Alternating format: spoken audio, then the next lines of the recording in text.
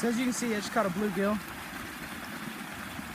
and caught him on a little ant fly because one of their main food choices is insects. And this is their dorsal fin, their caudal fin. This is the operculum, the gill cover. The gills are right inside the operculum. This is the anal fin, and of course the eyes and the nares are right there, and there's the mouth. And right there, I don't know if you can see it on camera, but right there is the lateral line where they can feel vibrations and see what's in the water next to them or track down little insects to eat.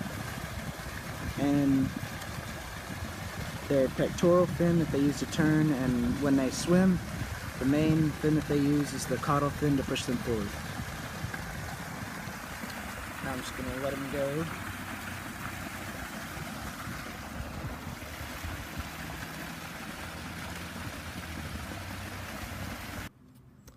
So I hope you enjoyed the fly fishing video earlier, but just need to tell you a couple more facts about the bluegill that I didn't mention earlier.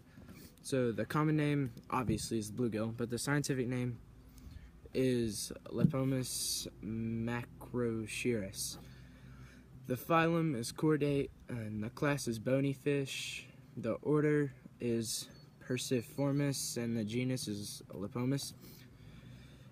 They don't really know who discovered it, but it's native to North America, and they live in streams, rivers, lakes, ponds, and pretty much any warm, still water. They like to hang around underwater structure and like sunken logs and stuff in shallow or deep water. Some defining characteristics are that bluegill are bony fish. They average about 6 inches long. The life expectancy is 8 to 10 years. They have flattened and high body physiques. They are scaly and have tiny mouths.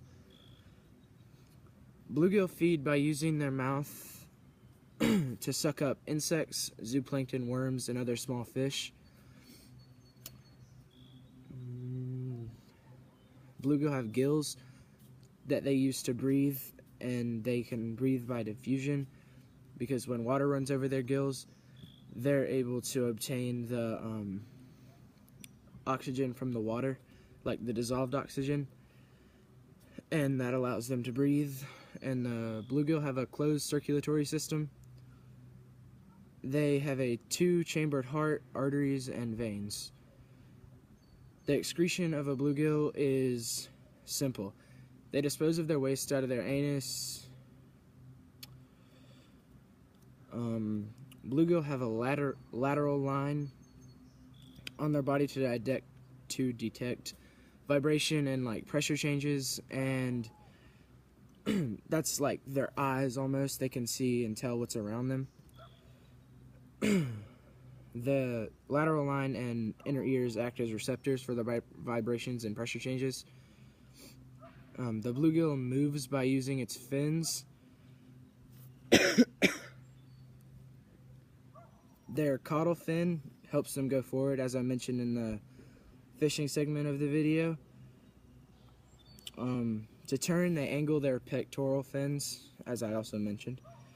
The typical lifespan of the bluegill is 8 to 10 years. At about the age of 1 or 2, they are sexually mature and ready to spawn. And at about the time of the year between April through October, they can spawn as much as once a month. And the males clear a spot of like all debris and make like a bed for the female to lay her eggs.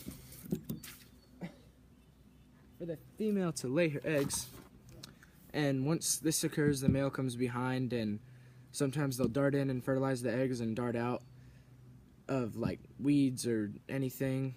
And once that happens, the male will chase the female out of the nest or bed, whatever you want to call it, and guard the eggs from other predators. And most of the time they're so aggressive they'll even like attack you or anything because they're trying to protect their eggs.